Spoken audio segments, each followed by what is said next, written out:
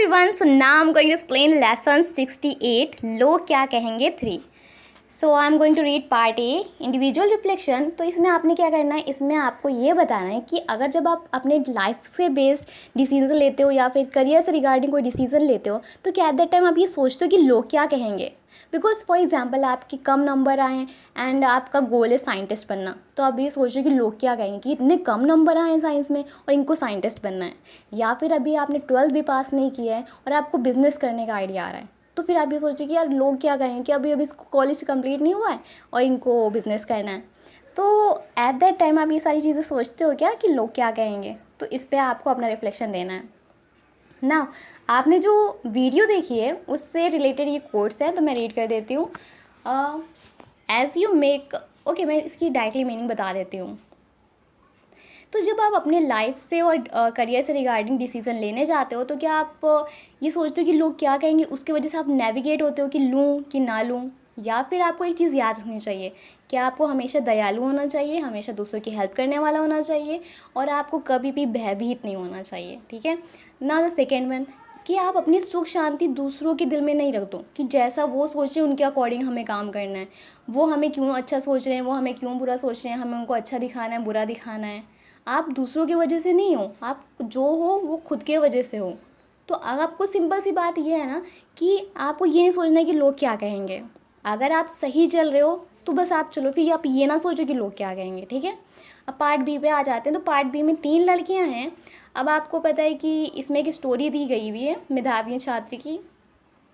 जब इंसान एडमिशन करवाता है तो बहुत सारी चीज़ें होती हैं कि स्टार्टिंग में हम उसको क्या खरीदते नहीं हैं. फॉर एग्जांपल आपने एडमिशन करा लिया तो बाद में बहुत सारी चीज़ें खरीदनी पड़ती हैं, बहुत सारी स्टफ स्टेशनरी खरीदना पड़ता है जैसे like copies, register, pen and अलग से भी बहुत सारी फीसेस होती हैं. तो जो ये गर्ल्स थी वो आत्मनिर्भर बनना चाहती थी, इंडिपेंडेंट बनना चाहती थी. वो ये नहीं चाहती थी कि बार बार अपने फैमिली से मांगे कि हमको ये दिला दो वो दिला दो.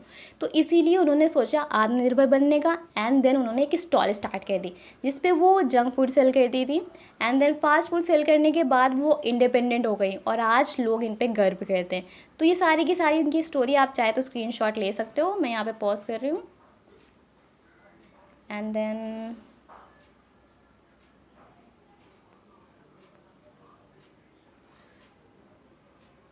ओके. अब हम नीचे एक और स्टोरी दी है जिस पे बेस्ड आपको बहुत सारे एमसीक्यूज़ सॉल्व करने हैं. तो इसमें क्या करना है, इसमें मैं आपको बता दूं कि एक 8 साल की लड़की है जिसको एक अवार्ड मिला है, ब्रेवरी अवार्ड मिला है. ठीक है. और वो सबसे यंग लड़की है नागालैंड की. अब हम उसकी स्टोरी की बात कर लेते हैं. वो विंटर वेकेशन की छुट्टियां मनाने के लिए अपनी दादी के घर पे गई होती है. उसका नाम होता है मोन बेनी. ठीक है. उनकी दादी का नाम होता है रेन थुंगलो और जो कि 78 ईयर्स की होती हैं. वो क्या करती है, जब वो अपनी नानी के घर जाती है, नानी या दादी जो भी कह लें हम, उनके घर जाती है तो उनकी दादी जो होती है उनको फ़िशिंग करने के लिए पास की नदी के पास या फिर नहर के पास ले जाती हैं.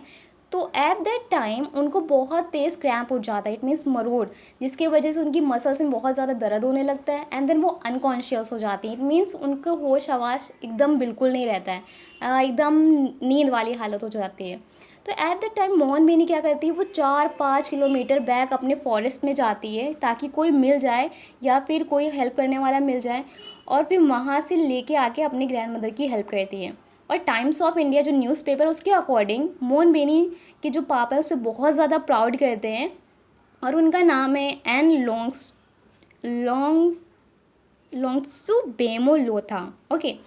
जो कि हवलदार है नागालैंड में होम गार्ड डिपार्टमेंट के. और वो प्रेजेंट थे जब उसकी बेटी जो है वो रिसीव कर रही थी अवार्ड.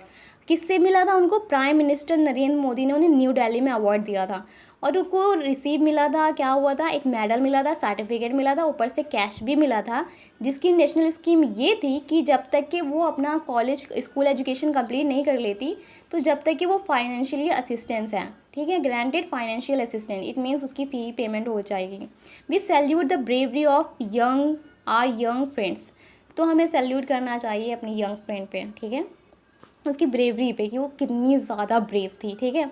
अब उस पर बेस्ड हमें क्वेश्चंस के आंसर देने हैं. So let's read. What was मोन बिनी doing during her winter vacation. तो विंटर वेकेशन के टाइम पे वो क्या काम कर रही थी, वो करने क्या जा रही थी, वो visiting her grand mother in a village in Nagaland.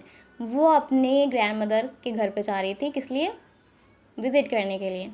तो ये फर्स्ट वाले क्वेश्चन का आंसर है B. Now the second one, how old was Monbeni's grandmother when the incident occurred.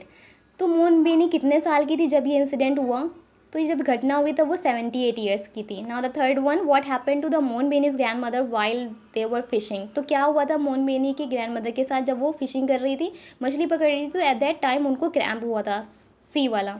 She suffered sudden cramps followed by a stroke. Now the third one, oh इसमें दो बार 3 लिख दिया, कोई बात नहीं, तो ये हम देख लेते हैं। How far did Monbeni run back to the village for help, at least 3 और 4 किलोमीटर, तो ये सी वाला, C1। Okay, fourth, who was present when Monbeni receive the award from the prime minister. तो जब प्राइम मिनिस्टर ने अवार्ड दिया तो वहाँ पे कौन प्रेजेंट थे, उनके फादर प्रेजेंट थे, हर फादर, फोर्थ का C। अब what is the Monbeni's father profession, तो मोनबेनी के फादर क्या करते थे, हवलदार थे वो नागालैंड में होम गार्ड्स डिपार्टमेंट के, तो C।